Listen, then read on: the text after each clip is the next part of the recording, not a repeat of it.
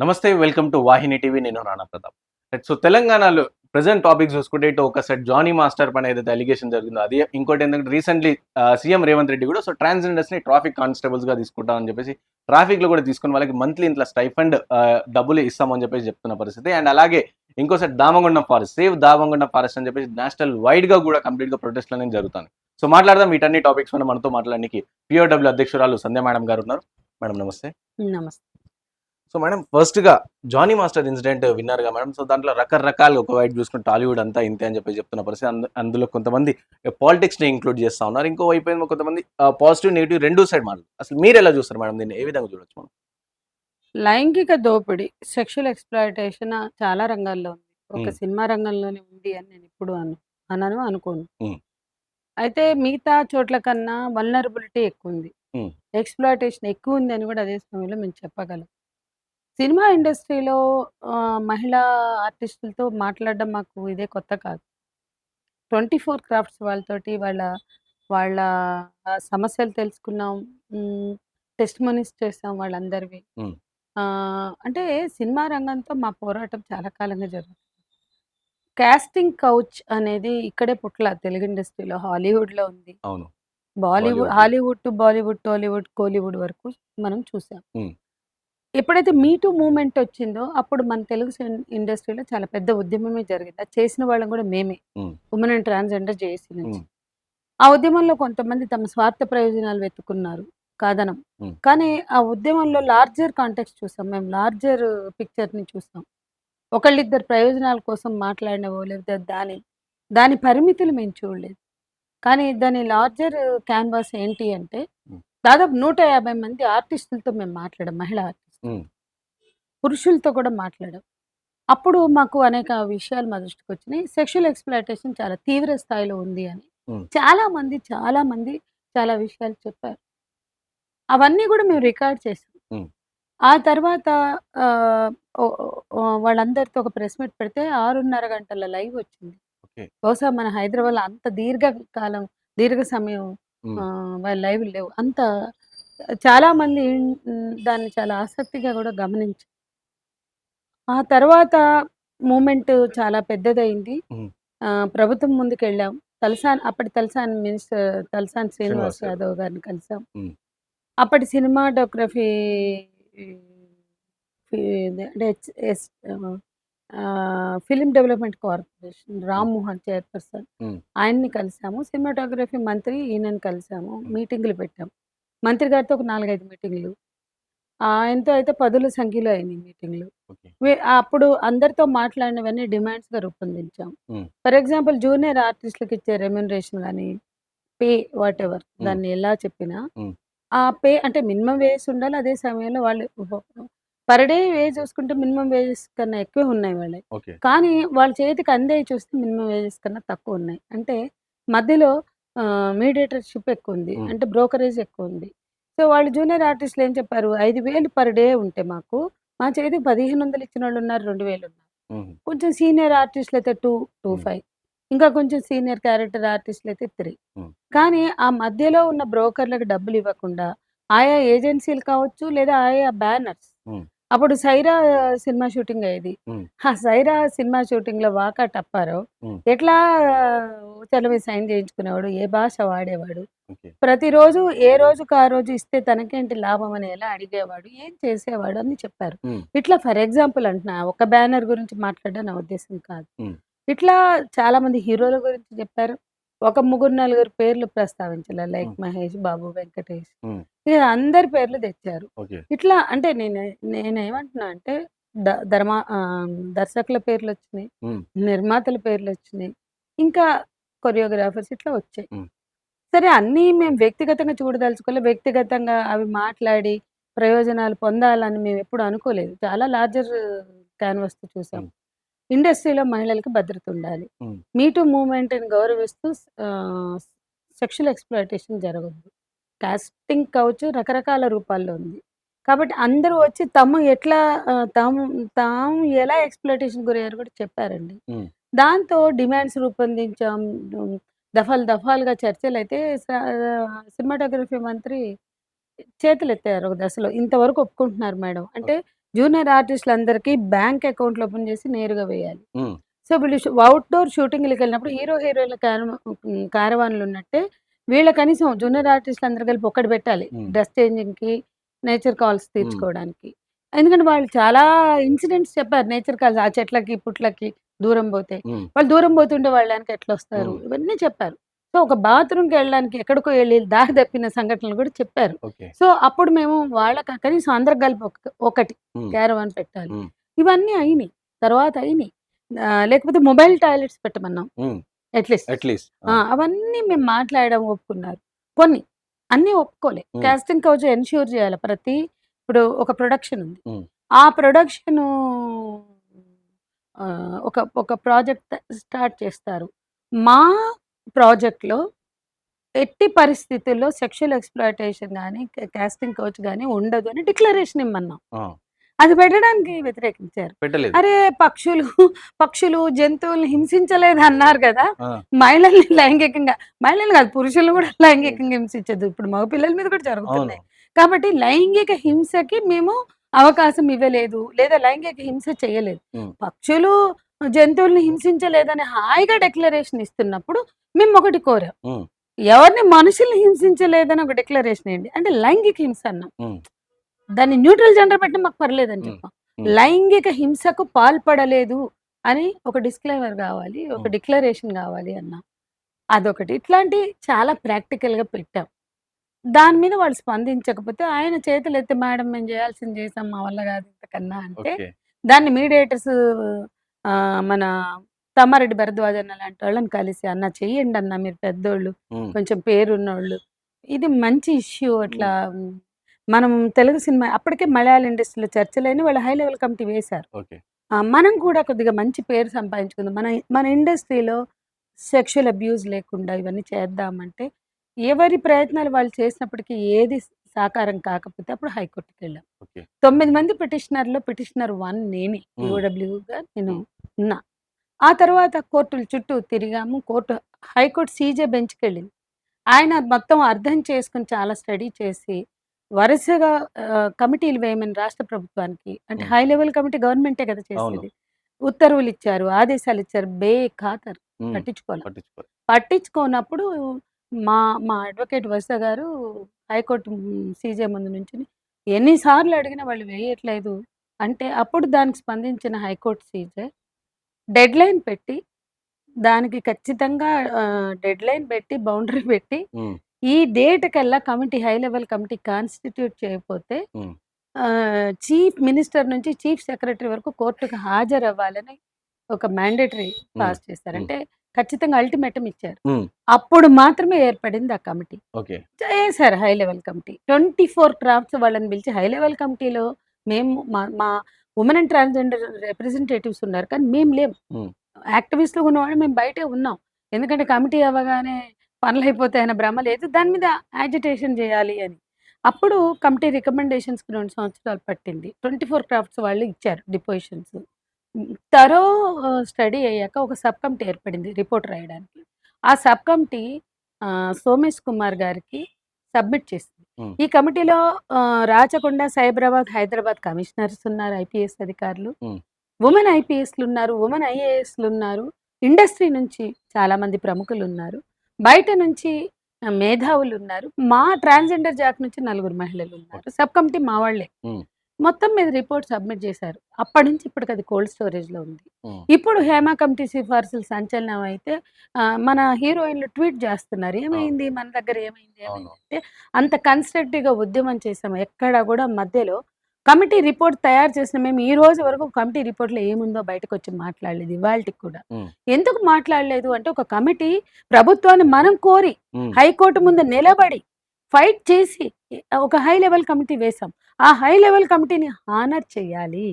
ఆ కమిటీకి మనం కోరి వేయింపించుకున్న కమిటీకి గౌరవం ఇవ్వాలి అని మేము సబ్మిట్ చేసిన రిపోర్ట్‌ని ఈ రోజు వరకు మేము మా మా మా దగ్గర లేదా? మేము మాట్లాడలేమా? హ్మ్. కానీ గవర్నమెంట్‌ని డిమాండ్ చేస్తున్నాం. ఎందుకు? సబ్ కమిటీ సబ్మిట్ చేశాక హై లెవెల్ కమిటీ ఉంది గదా!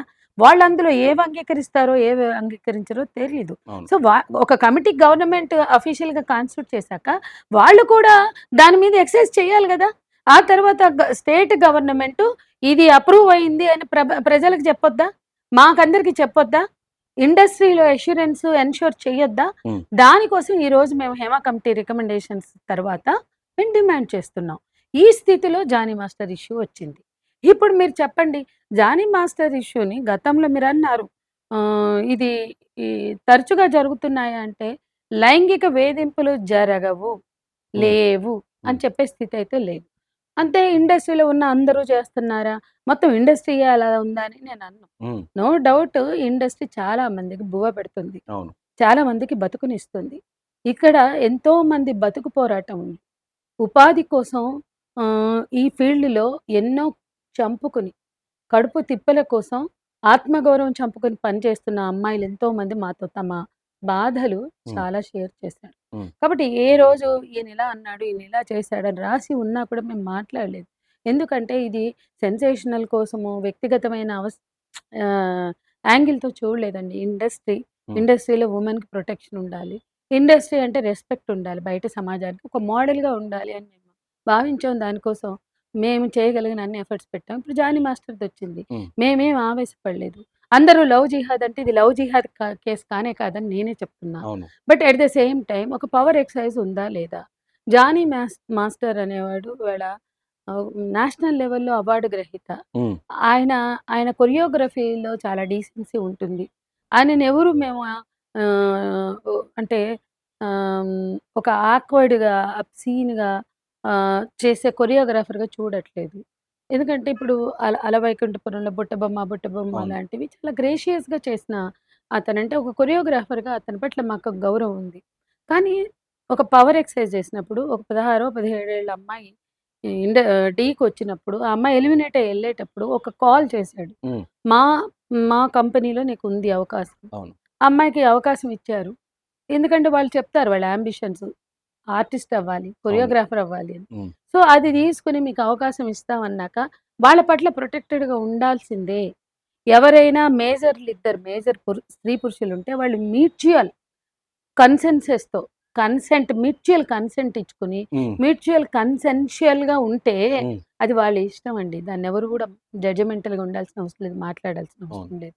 ఇఫ్ షీ ఈజ్ మైనర్ కన్సెన్సస్‌తో పనే లేదు. లేదు. అవును. అది అసాల్టే అవుతుంది. అవును. అది తెలుసుకోవాల్సిన బాధ్యత. ఎందుకు ఇన్నాళ్ల నుంచి మొత్తుకుంటున్నాం? హ్మ్. కానీ ఇండస్ట్రీలో ఇప్పటికి కొన్ని రికార్డ్స్ వింటే వీళ్ళవే కాదు చాలా ఉన్నాయి. హ్మ్. వాళ్ళు పాపం బయటకి రావడానికి సిద్ధంగా లేరు కాబట్టి మేము బట్ మా దగ్గర ఉన్నాయి కదా!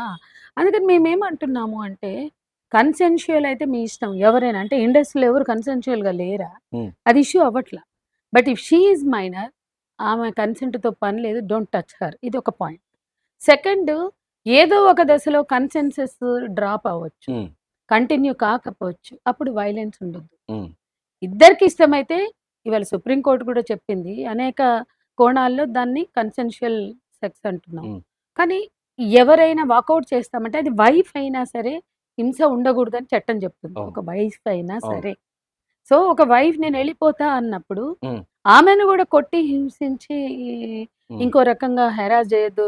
లేదా నాతో పడుకోమని వేధించకూడదు. హ్మ్. సో, ఒక ఒక రిలేషన్‌షిప్‌లో ఉన్నవాళ్ళు ఎవరైనా డ్రాప్ అవుతామంటే దాన్ని ఎట్లా డీల్ చేయాలో గూడా వీళ్ళకి తెలియాలి. హ్మ్. అక్కడ చాలా వయలెన్స్ ఉంది అనడానికి ఆధారాలు కనపడుతున్నాయి.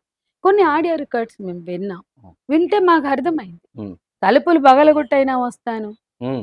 నేను లోపలికొస్తానంటే తలుపులు తీయమంటే తలుపులు పగలగొట్టొస్తాం. హ్మ్. ఎవడికి చెప్పుకుంటే వాళ్ళకి చెప్పుకో. పోలీసులకిస్తామంటే దానికి గూడా ఒక నవ్వు నవ్వి హ్మ్. ఆహ్, ఛాలెంజ్‌లు జేయడం. అంటే ఒక పవర్ ఎక్సర్సైజ్ జానీ మాస్టర్ అయినా కావచ్చు, ఎవ్వరైనా కావచ్చండి. We respect each and every professional. హ్మ్. కానీ పవర్ ఎక్సర్సైజ్ చేసే రైట్ లేదు. ఒక గుర్తింపు రాగానే, ఒక పవర్ రాగానే ఒక ఫోకస్డ్‌గా మనుషులు ఎలివేట్ అవ్వగానే, మా చేతిలో ఏదైనా అధికారం ఉందని ఎవ్వరు అనుకున్నా తప్పదు. ఒక నిర్మాత అయినా, ఒక దర్శకుడైనా, ఒక హీరో అయినా, ఒక కొరియోగ్రాఫర్ అయినా. హ్మ్. చాలా మంది విమెన్ కొరియోగ్రాఫర్స్ కూడా వాళ్ళ బాధలు చెప్పుకున్నారు. అవును. ఇవాళ సీనియర్ ఆర్టిస్ట్‌లు మీరు కదిలించండి. వాళ్ళు పడిన ఆవేదన అవి వాళ్ళు ఇప్పుడు జయలలిత ఏమంటది, ఒక హీరో వచ్చి నా అర్ధరాత్రి నా తలుపు కొట్టాడు. హ్మ్. ఆమె ఒక వీడియోలో చెప్పింది కదా! ఎవరు ఆమె మీదకెందుకెళ్ళట్లా? అవును. అంటే ఇవన్నీ మీరు ఇవాళ సీనియర్ ఆర్టిస్ట్‌లవి ఇప్పుడు మీ యూట్యూబ్‌లో ఎక్కువయ్యాక ఇంటర్వ్యూలొస్తున్నాయి గదా! అందులో, అవును. ఇందులో 'సుమన్‌లో' అవును. వాటిల్లో. వాళ్ళు పడిన బాధలు కూడా చెప్పుకుంటున్నారు కదా! అంటే నేనేమంటున్నా అంటే ఎవరైనా ఇందులో లేదు. పవర్ ఎక్సర్సైజ్ లేదు. సెక్షువల్ ఎక్స్‌ప్లాయిటేషన్ లేదు అని చెప్పగలిగే స్థితి లేదు. ఇంకోటి రాణా ప్రతాప్ గారు, హ్మ్. ఒక పరిస్థితిని అడ్డం పెట్టుకునో, అవకాశాన్నో, అవసరాన్నో, వల్నరబిలిటీనో హ్మ్. అడ్డు పెట్టుకొని వర్క్ ప్లేస్‌లో ఎక్స్‌ప్లాయిట్ చేస్తే అది కూడా సెక్షువల్ హెరాస్మెంట్ అవును. అంటారు. అదే ఒక సినిమా ఇండస్ట్రీ కదా! అడ్డా మేస్త్రి. హ్మ్. ఒక రోజు ఇవాళ మీకు తెలుసా అడ్డా మేస్త్రీలు ఎంతమంది? "నువ్వు నాకు లొంగితేనే నీకు పని ఇస్తా" అంటారు. అవును. పిల్లల ఆకలి తీర్చడానికి అడ్డా మేస్త్రికి హ్మ్. ఆహ్, లొంగి పని తెచ్చుకున్న ఆడవాళ్ళున్నారు. అందులో మనం ఏ అవకాశం చూస్తాం? హ్మ్. అవసరమే అక్కడ. అవును. అవును. కానీ అది కూడా ఒకవేళ చట్టం ముందుకొస్తే, ఆ అమ్మాయి చట్టం ముందు గనక వస్తే, హ్మ్. అది కూడా సెక్షువల్ సెక్షువల్ యాక్ట్. ఎక్స్‌ప్లాయిటేషనే అవును. అవుతుంది.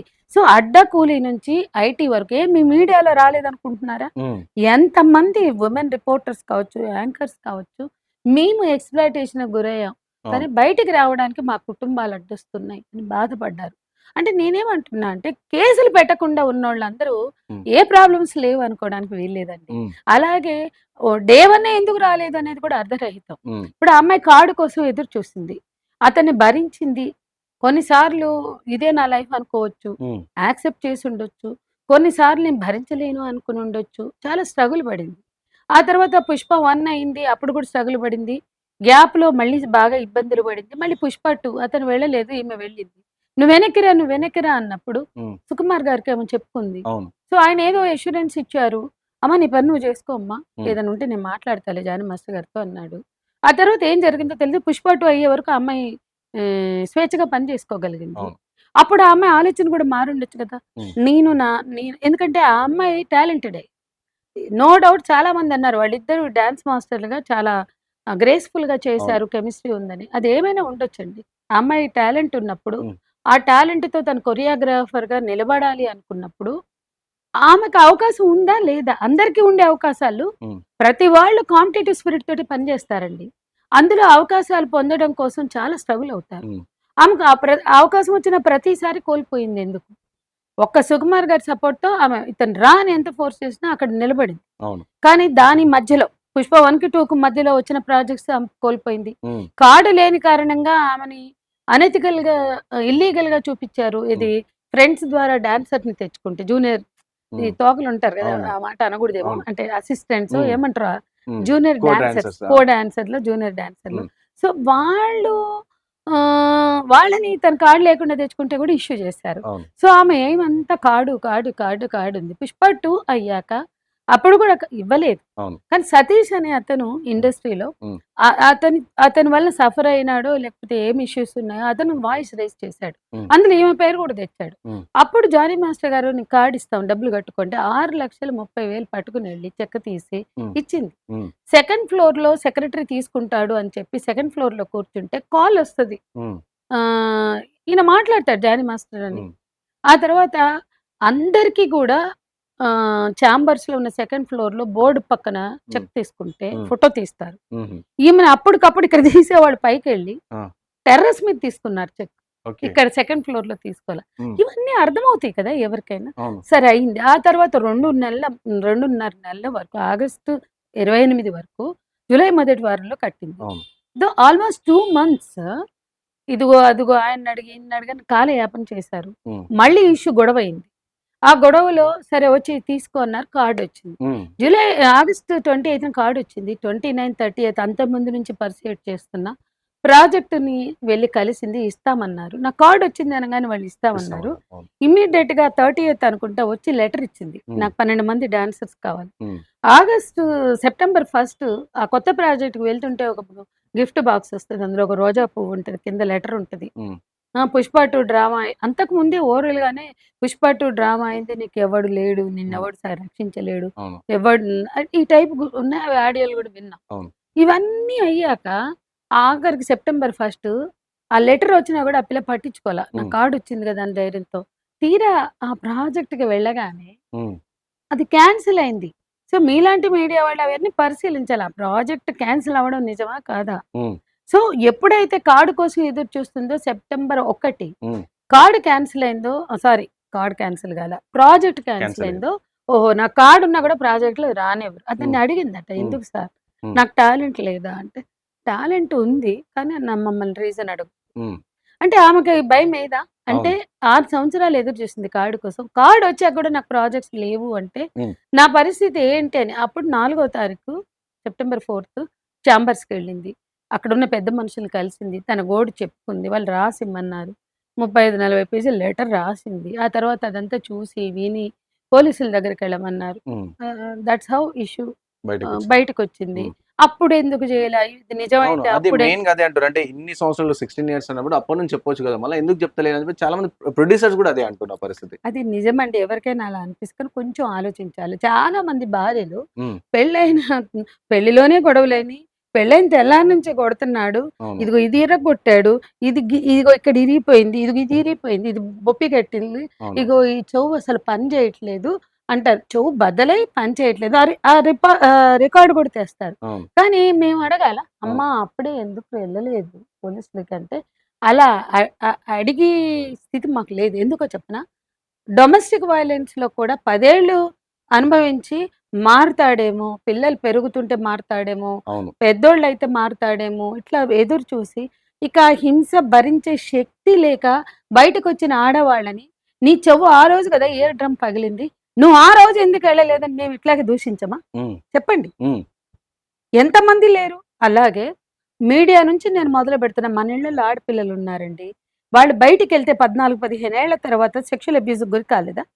వచ్చి రాగానే అన్నకో, అమ్మకో, నాన్నకో చెప్పేసుకుంటున్నారా? హుహు. "నువ్వు కాలేజీ మానేయి" అంటారు. "వాడు చూసాడని నీకెట్టా తెలిసింది? నువ్వు చూస్తేనే కదా" అవును. అంటారు. అవును. ఎంతమంది ఆడపిల్లలు రోడ్డు మీదకెళ్ళాక తాము ఎదుర్కొనే హింసల్ని చెప్పుకోగలుగుతున్నారు. ఒకవేళ ఏమండి, మేము చైల్డ్‌హుడ్‌లో ఉన్నప్పుడు బస్సు దిగి ఎళ్తుంటే ఎవడో వెనక నుంచొచ్చి హగ్ చేసుకున్నాడు. హ్మ్. అప్పుడు నాకు చాలా భయమేసింది. నేను ఇంట్లోకొచ్చి చెప్పుకోలేదండి. మరి అప్పటికే నేను యాక్టివిస్ట్‌ని. హ్మ్. పీడీఎస్‌సీ విద్యార్థి రంగంలో ఉన్నాం. ఓకే. ఫస్ట్ టైమ్ అది షాక్‌గా ఉండే. హ్మ్. ఎవరికీ చెప్పలా. హ్మ్. ఇంకోసారి ఎవడో పిచ్చి వేషాలేస్తే, పిచ్చి శేఖలేస్తే అప్పటినుంచి ఆ! మా చేతుల్లో గొడుగులుంటే గొడుగులు, చెప్పులుంటే చెప్పులతో కొట్టడం మొదలెట్టాం. అది చాలా రోజులకి అంటే కొంచెం హ్మ్. 15-17, 18కొచ్చేటప్పటికి ఆ ధైర్యం వచ్చింది. ఇంకా అప్పటినుంచి ఓ చెప్పులతో కొట్టొస్తారు మీరు. హ్మ్. వాడెంట పడితే మీకు కాపలా ఎవరు రావాలి అని మా పిల్లలే, మా హ్మ్. లీడర్‌లు మాట్లాడిన సందర్భాలున్నాయి. హ్మ్. వాళ్ళ తర్వాత చాలా పెద్దోళ్ళు గూడా ఇప్పుడు. హ్మ్. అంటే నేనేమంటున్నా అంటే, ఆడపిల్లలు ఎదుర్కొనే లైంగిక హింస ఎందుకు చెప్పలేదు హ్మ్. అనే ప్రశ్న నుంచి కాదు మొదలవ్వాల్సింది. ఏది ఉన్నా మీరు మౌనంగా భరించడం కాదు, బయటికి రండి, ధైర్యంగా నిలబడండి అనేదైతే చెప్పాలి. బయటికి రావడానికి ఎవరి కారణాలు వాళ్ళకుంటాయి. అందరూ పెట్టి పుట్టి ఉండరు. హ్మ్. ఇండస్ట్రీ అంత సేఫ్ అయితే తాతలైపోతారు, తండ్రులైపోతారు, కొడుకులైపోతారు. ఇప్పుడు మనవాళ్ళు, ముని మనవాళ్ళు కూడా ఎందుకు ఇండస్ట్రీలో ఉంటారు? ఆడవాళ్ళు ఈ కుటుంబాల్లో ఆడవాళ్ళు లేరా? హ్మ్. ఆడవాళ్ళు లేరా? వాళ్ళకి డబ్బులక్కర్లేదా? వాళ్ళు బిజినెస్‌లు చేయట్లేదా? ఇండస్ట్రీ అంత సేఫ్‌గా అయితే ఈ ఈ 4:30 కులాలే ఎందుకు లేదా ఈ 3, 4, 2 కులాలే ఎందుకు ఎళ్తున్నాయి? హ్మ్. వాళ్ళకి వాళ్ళ కొడుకులు, వాళ్ళ మనవళ్ళు వాళ్ళే హీరోలా? వాళ్ళకే ముక్కు మొహాలున్నాయా? హ్మ్. ఆ మాత్రం అందగాళ్ళు, ఆ మాత్రం క్యారెక్టర్ ఆర్టిస్టులు, ఆ మాత్రం పెర్ఫార్మన్స్ ఇవ్వగలిగే వాళ్ళు మీరు సినిమా రంగంలో గాని, బయట గాని లేరని చెప్పగలరా? ఎందుకు వాళ్ళే వేళ్ళూరుకుని పాతుకుని రాజకీయ వారసత్వాల్లాగా సినిమా వారసత్వాలు కొనసాగిస్తున్నారు. ఎందుకు మీ ఇళ్ళల్లో ఆడపిల్లలు రావట్లేదు? హ్మ్. 1, 2 కుటుంబాలొస్తే వచ్చారేమోనండి. సో, ఇవన్నీ ప్రశ్నలే. హ్మ్. కాబట్టి ఇండస్ట్రీ సేఫ్ కాదు అనడానికి మీ కూతుళ్ళని హ్మ్. సో, మీరు తేరే. సో ఇండస్ట్రీ సేఫ్ లేదంటారా? సేఫ్ లేదు గాబట్టి ఆడపిల్లలు రావట్లేదండి. హ్మ్. రకరకాల బిజినెస్‌లు చేస్తున్నారే వాళ్ళు. అవును. పెద్ద పెద్ద ఛాలెంజింగ్ బిజినెస్‌లు చేస్తున్నారే. హ్మ్. కానీ హీరోయిన్‌లుగా ఎందుకు లేరు? అవును. క్యారెక్టర్ ఆర్టిస్ట్‌లుగా ఎందుకు లేరు? హ్మ్. ఎక్కడి నుంచో తెచ్చుకుంటారే. విదేశాల నుండి తెచ్చుకుంటారు. నార్త్ నుంచి తెచ్చుకుంటారు. హ్మ్. ఎక్కడి నుంచో తెచ్చుకుంటారు. మన ఇళ్ళల్లో అందమైన ఆడపిల్లలుంటే మనమెందుకు ఎంకరేజ్ చేయలేకపోతున్నాం? ఇవన్నీ ప్రశ్నలేనండి. హ్మ్. ఎంత ఓటరిచ్చినా, హ్మ్. ఎంత మసిబూసి మారేడుకాయలు చేసినా ఇవన్నీ ప్రశ్నలే ఉన్నాయి. అవును. కాబట్టి ఇండస్ట్రీలో ఇష్యూస్ ఉన్నాయి. హ్మ్. విమెన్ పట్ల గౌరవం లేదా? కాస్టింగ్ కౌచ్ ఉందా? రెస్పెక్ట్ లేదా? సెక్షువల్ అబ్యూజ్ ఉందా? హ్మ్. ఇవన్నీ ఎక్స్‌ప్లాయిటేషన్ ఉందా? వీటికి వాళ్ళు లేదు అని ఎన్‌ష్యూర్ చేస్తే మాకు చాలు. హ్మ్. మేమేం బ్రాండింగ్ చేయట్లా. హ్మ్. ఇండస్ట్రీ ఇంతమందికి అన్నం పెడుతుంది, ఇంతమందికి బతుకునిస్తుంది కాబట్టి అది నిలబడాలి. హ్మ్. అందులో మహిళలకు భద్రత ఉండాలి. హ్మ్. మహిళలు సెక్యూర్డ్‌గా ఉండాలి. స్వేచ్ఛగా పని చేసుకోవాలి హ్మ్. అని మేము కోరుతున్నాం. హ్మ్. ఈ క్రమంలో అడ్వాంటేజ్ తీసుకునే వాళ్ళుంటారు. మిస్‌యూజ్ చేసేవాళ్ళుంటారు. మగవాళ్ళు చేయొద్దంటే దాని ఉద్దేశం ఆడవాళ్ళు చేయమని కాదు కదా! అవును. అవును. ఆడవాళ్ళు కూడా చేయొద్దనే హ్మ్. చెప్తాం మేము. రైట్. Okay madam. ఇంకోటి రీసెంట్‌గా తెలంగాణ ముఖ్యమంత్రి ట్రాన్స్‌జెండర్‌కి సంబంధించి వాళ్ళని కూడా ట్రాఫిక్ వాలంటీర్స్‌గా తీసుకుంటాం. వాళ్ళకి మంత్లీ ఇంత స్టైఫండ్ కూడా ఇస్తాము అని చెప్పడం జరిగింది. సో, దీన్ని ఎలా చూడొచ్చు మేడం? ఒకటండి ట్రాన్స్‌జెండర్‌లకి ఉపాధి కల్పన హ్మ్. అవసరం హ్మ్. అనే దాంట్లో డౌట్ లేదు. హ్మ్. ప్రభుత్వాలు వాళ్ళ ఆరోగ్య విషయాలు, వాళ్ళ చదువు, వాళ్ళ ఉపాధి, ఉద్యోగాలు హ్మ్. ఇవన్నీ గూడా పట్టించుకోవాలి అనేది ఎప్పటినుంచో వస్తున్న డిమాండ్. అవును. మొట్టమొదటిసారి మేము వాళ్ళతో కలిసి పనిచేయడం 2012లో మొదలెట్టాం. హ్మ్. 2016, 17 వచ్చేవరకు 17 తర్వాత మేము మా వుమన్ అండ్ ట్రాన్స్‌జెండర్ జేఏఎస్‌లో వాళ్ళని చేర్చుకున్నాం. హ్మ్. 12లో మొదటిసారి వాళ్ళొచ్చారు. ఇప్పటికి నాకు గుర్తుంది. రచన గారు, వైజయంతి గారు, చంద్రముఖి అందరూ వచ్చారు. హ్మ్. వాళ్ళు మొదటిసారి 12లో మొత్తం ట్రాన్స్‌జెండర్‌ల సమూహాలుగా వాళ్ళ డిమాండ్‌లని ఎజెండా మీదకి తీసుకొచ్చి బయటకొచ్చారు. అప్పుడు అసలు మేమే షాక్ తిన్నాం. మన పక్కనున్న వీళ్ళు రోడ్ల మీద రోజు కనపడుతూ బస్సుల్లో, బస్ స్టాండుల్లో, ట్రైనుల్లో వీళ్ళని మనుషులుగా మనం ఆలోచించి హ్మ్. ఎప్పుడైనా వాళ్ళొస్తే బిగుసుకుపోవడమో, అవును. అవాయిడ్ చేయడమో, చూడనట్లు నటించడమో అందరూ చేస్తారు. మేము చేసుండొచ్చు. అవును. చేయలేదని నేను అనట్లేదు. హ్మ్. కానీ ఇంత ఒక మన తోటి మనుషులు వాళ్ళ జెండర్ విషయంలో వాళ్ళు పాపం అప్పటికే కుటుంబం నుంచి, సమాజం నుంచి వేరుపడి సమస్యలు ఎదుర్కొంటున్న వాళ్ళు, వాళ్ళని మనుషులుగా ఎంపథెటిక్‌గా చూసి, వాళ్ళ ఇష్యూస్‌ని అర్థం చేసుకోవడంలో ఎందుకు మనం ఒక కన్సర్న్ చూపించలేకపోయాం? ఎందుకు మనం ఒక బ్రాడ్ మైండెడ్‌గా ఉండలేకపోయాం? అని మేము మొదటిసారి ఆలోచించుకున్న సందర్భం. వాళ్ళందరూ మాట్లాడారు. హ్మ్. వాళ్ళతో గంటలు, రోజులు మాట్లాడాక అప్పుడు మా కర్తవ్యం మాకు బోధపడింది. మీరు చేయండి మీతో మేము ఉంటాం అన్నాం. హ్మ్. అప్పటి నుంచి మా జర్నీ ఇప్పటికి 12 ఏళ్లుగా సాగుతోందండి. హ్మ్. చాలా సందర్భాల్లో వాళ్ళ మీద హింస, హ్మ్. దాడి, సెక్షువల్ ఎక్స్‌ప్లాయిటేషన్, అవును. సిటీలో ప్రైవేట్ గ్యాంగ్స్ అంటే వాళ్ళని మాత్రమే దోచుకుని, హ్మ్. వాళ్ళని మాత్రమే గాయపరిచి, వాళ్ళని మాత్రమే హత్యలు చేసి, వాళ్ళ మీద ఛాలెంజ్‌లు చేస్తూ, వాళ్ళని వెంటాడి, వేధించి, వాళ్ళు సంపాదించుకున్న డబ్బుని దోచుకుపోయే గ్యాంగులు తయారై, అవును. లా చాలా క్రిమినలైజేషన్‌కి వాళ్ళు బలవుతున్న స్థితిలో కూడా వాళ్ళతో మేమున్నాం. మొన్న సనత్ నగర్‌లో ఉన్నాం. జరిగిన అన్ని ఇన్సిడెంట్. అవును. సందర్భాల్లో ఉన్నాం. సనత్ నగర్ ఘటనలో ఆ అమ్మాయిని ముక్కలు ముక్కలుగా కోసి, హ్మ్. ఆ అమ్మాయిని చీరి హ్మ్. చేసినటువంటి స్థితి గనక చూస్తే హ్మ్. చాలా హృదయ విదారకం. అవును. మనం ఒక 3 నెలల్లో ముగ్గురు శవాలను చూసాం. హ్మ్. కాబట్టి ఈ ఇష్యూని గవర్నమెంట్ లార్జర్ లెవెల్‌లోనే చూడాలి. హ్మ్. ఆ లార్జర్ లెవెల్‌లో చూడడం అంటే మార్పు రాలేదంటే వచ్చింది. మీకు అన్ని కమిషనరేట్‌లో ట్రాన్స్‌జెండర్ డెస్క్‌లు పెట్టారు. అవును. వాళ్ళ వాళ్ళ ఇష్యూస్ కానీ, గ్రీవెన్సెస్ కానీ చెప్పుకోవడానికి. అన్ని చోట్ల ట్రాన్స్‌జెండర్‌లకి కొంత గుర్తింపునిచ్చారు. అంటే వెస్ట్‌లో ఉన్నంత కాదు. హ్మ్. ప్రపంచంలో ఆ ఉద్యమాలు మన దగ్గరే జరగల. నేను 2007 అమెరికాలో యాంటీ వార్ ర్యాలీకెళ్ళాను. హ్మ్. 2007 హ్మ్. ఇరాక్‌లో ఉన్న యుద్ధ శ్రేణులు బయటికి రావాలని. Troops out coalition from Iraq. Okay. అందులో మొత్తం ట్రాన్స్ సమూహాలన్నీ వచ్చాయి. హ్మ్. అంటే లెస్బియన్స్ వచ్చారు. గేస్, గేస్ వచ్చారు. బైసెక్సువల్. బైసెక్చువల్ అంటే మొత్తం ట్రాన్స్‌జెండర్స్ అంతా వచ్చారండి. హ్మ్. ఆహ్, దాంట్లో వివిధ వర్గాలున్నారు అవును. కదా! ఎల్‌జిబిటిక్యూ అందరూ వచ్చారు. ఎల్‌జీబీటీక్యూ హ్మ్. వచ్చారు. హ్మ్. వాళ్ళందరితో నేను మాట్లాడా. హ్మ్. బికాజ్ అది 1 వీక్ ఎన్‌కాంప్‌మెంట్ ఓకే. లింకన్ పూల్‌లో. హుహు. వాళ్ళొక టెంట్ ఏసుకుంటే నాకు చాలా ఆసక్తి అనిపించింది హ్మ్. వాళ్ళని చూస్తే. ఆ! వాళ్ళ పెర్ఫార్మన్స్ వాళ్ళు వెరీ ఎనర్జిటిక్‌గా దాంట్లో ఉన్నారు. ఒక హ్మ్. పెద్ద బ్యాచ్. హ్మ్. సో, నేను ఆ వారంలో అవకాశం ఉన్నప్పుడల్లా వాళ్ళ క్యాంప్‌కి గూడా వెళ్లి చూస్తే, వాళ్ళు వాళ్ళ రైట్స్‌ని ఎట్లా సాధించారో చెప్తే నాకు చాలా ముచ్చటేసింది. హ్మ్. అందుకని నేనేమంటున్నాను అంటే, ప్రపంచంలో ఉద్యమాలు జరిగినాయి, భారతదేశంలో జరిగినాయి, నల్సార్ తీర్పుంది. హ్మ్. ఆ నల్సారు తీర్పు కోసం దాని తర్వాత నల్సార్ జడ్జిమెంట్ కానీ, దాని ముందు గాని, దాని తర్వాత గాని, హ్మ్. ఇవాళ ఇవన్నీ సాధించుకోవడం కోసం వాళ్ళు చేసిన పోరాటం చాలా అద్భుతమైన పోరాటం.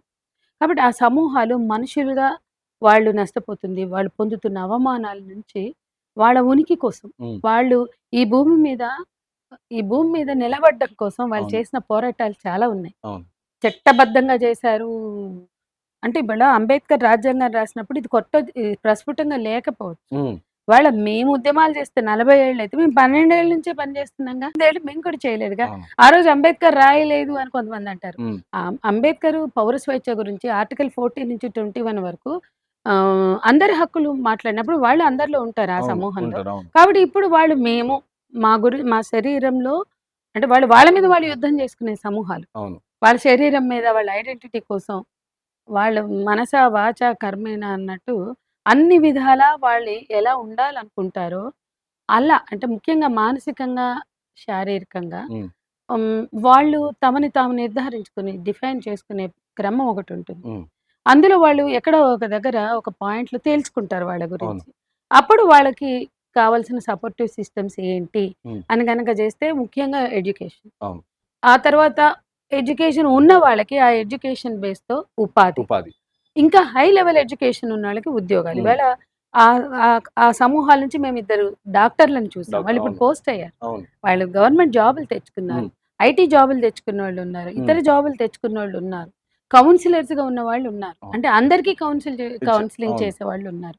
సో, ఈ మధ్య వాళ్ళకి అవార్డ్స్ వాళ్ళు ఈ ప్రతిభ కనపరిచిన వాళ్ళలో వాళ్ళకే హ్మ్. వాళ్ళే అవార్డులు ప్రకటించుకున్నారు. ఓకే. నేను వెళ్లి అమ్మో! ఇన్ని చేస్తున్నా నాకే తెలీదు. వాళ్ళతో హ్మ్. పని చేస్తున్నా. అవును. కానీ ఆ అక్క రచన వాళ్ళు, "అక్క మేము అవార్డులు ఇస్తున్నాం వివిధ ఆ! రంగాల్లో మా ట్రాన్స్ సమూహాల కంటే" హ్మ్. వెళ్తే నాకే ఆశ్చర్యం వేసింది. నాకు తెలియని పనులు ఎన్నో చేస్తున్నారు. హ్మ్. నిలబడుతున్నారు. హ్మ్.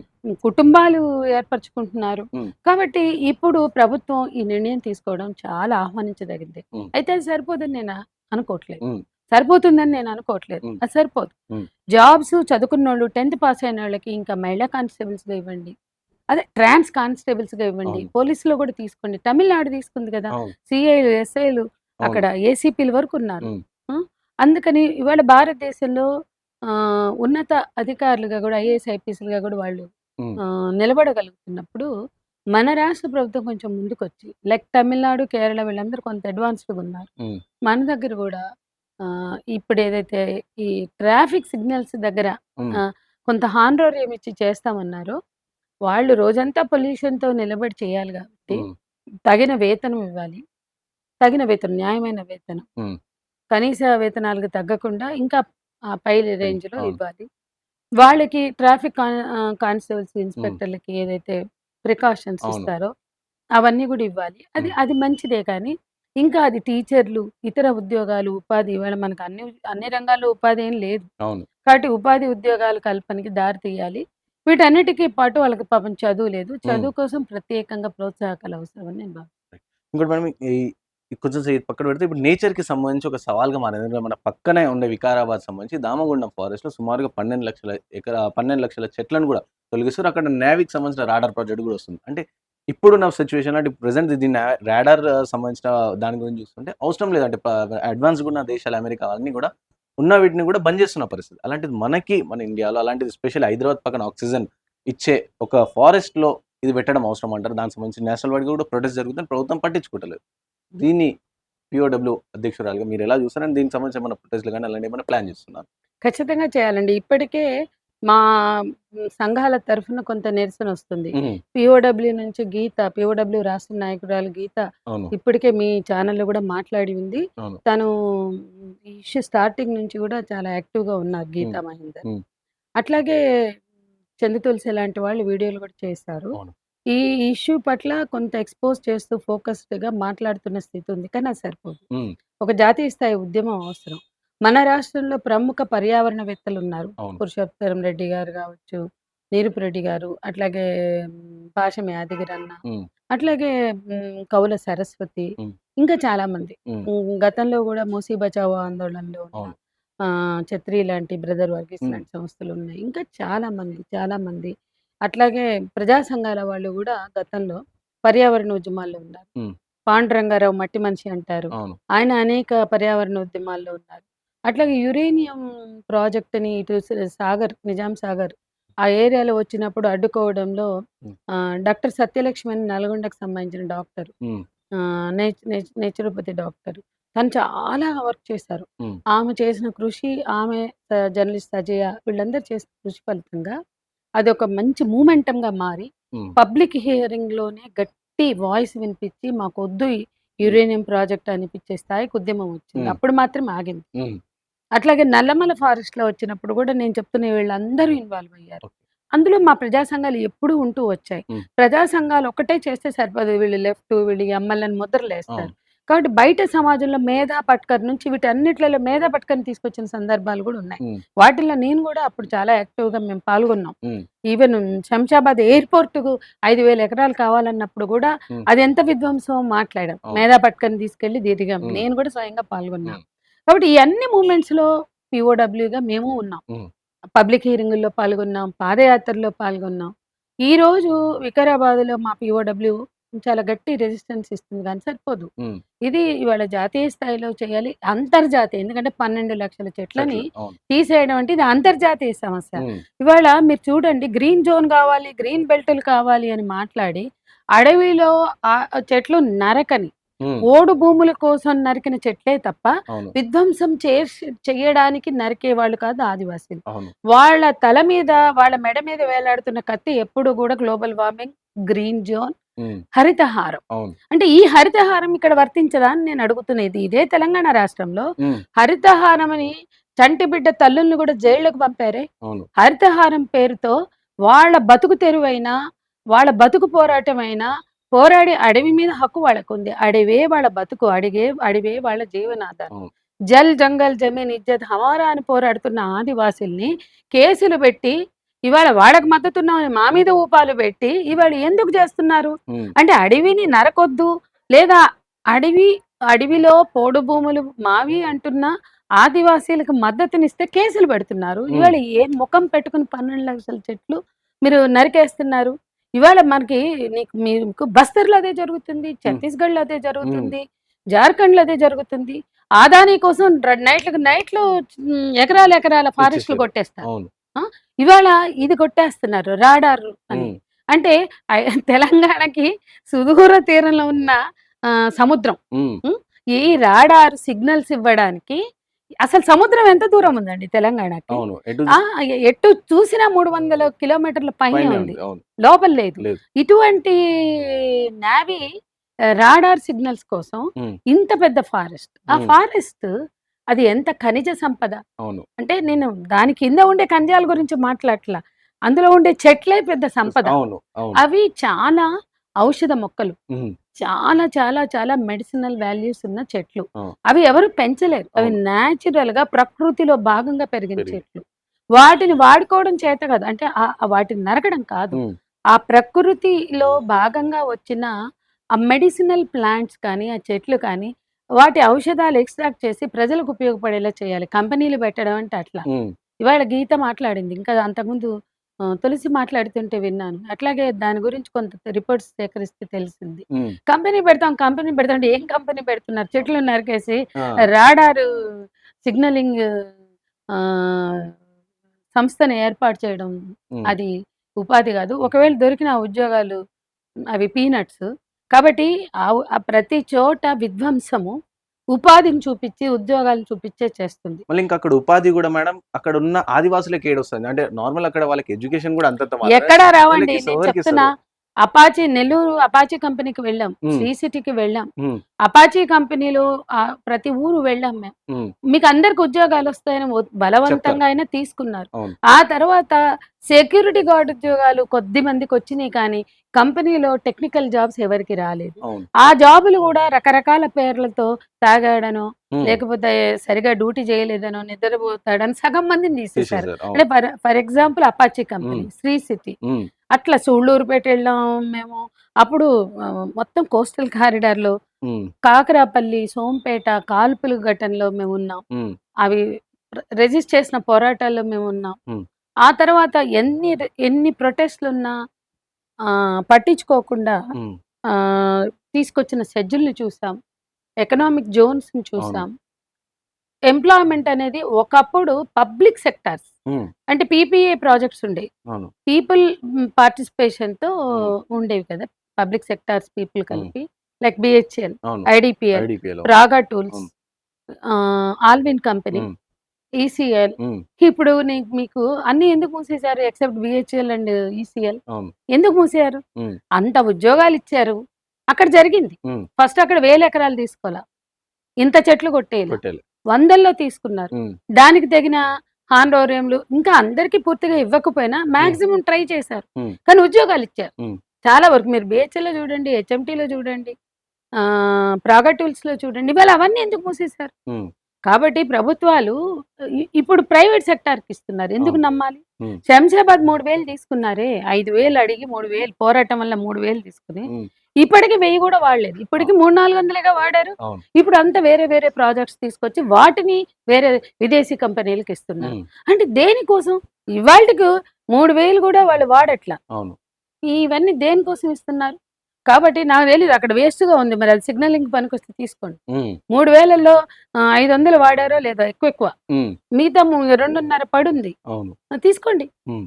తీసుకొని సిగ్నలింగ్ ఐ డోంట్ నో హ్మ్. టెక్నికల్లీ. హ్మ్. అదే నేనేమంటున్నానంటే ప్రపంచంలోనే ఈ కైండ్ ఆఫ్ సిగ్నలింగ్ వ్యవస్థలకి వ్యతిరేకత ఉంది. అంటే చెట్లు నరికి, హ్మ్. అడవిని కుదించి, హ్మ్. ఈ రకమైనటువంటి విస్తరణ హ్మ్. ఆహ్, అభివృద్ధి పేరుతో చేయకూడదు. హ్మ్. అభివృద్ధి అంటే ప్రజల కేంద్రంగా జరిగేది అభివృద్ధి. అవును.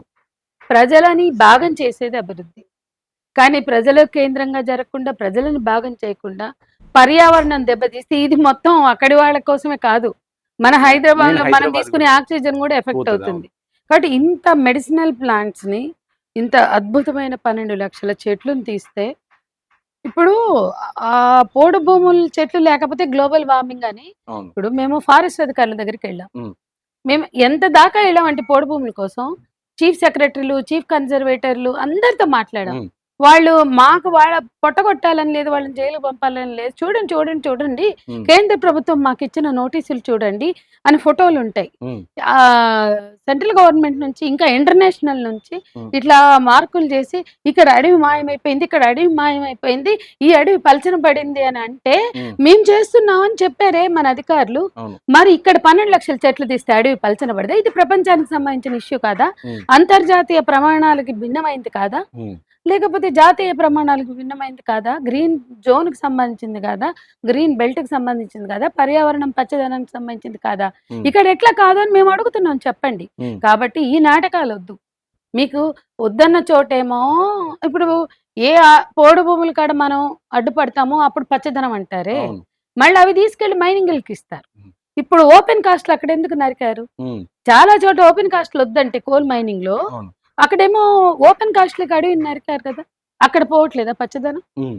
పోనీ బొందల గడ్డ లేని చోట చెట్లు పెట్టారా? పెట్రోల్. అంటే ఇవన్నీ చాలా లోతుగా పర్యావరణం గురించి నిజాయితీగా పనిచేస్తే అర్థమవుతాయి. హ్మ్. అందుకని ఈరోజు పర్యావరణానికి, ప్రజలకి, మొత్తం సమస్త ప్రజలకి, జీవరాశులకి, జంతుకోటికి అన్నిటికి కూడా నష్టకరం. హ్మ్. ఈ దామరగుండం హ్మ్. ప్రాజెక్టు. హ్మ్. ఇది ఖచ్చితంగా వ్యతిరేకించవలసిందే. దీనిలో మా శక్తి మేరకు మా వంతు పాత్ర మేము నిర్వహిస్తాం.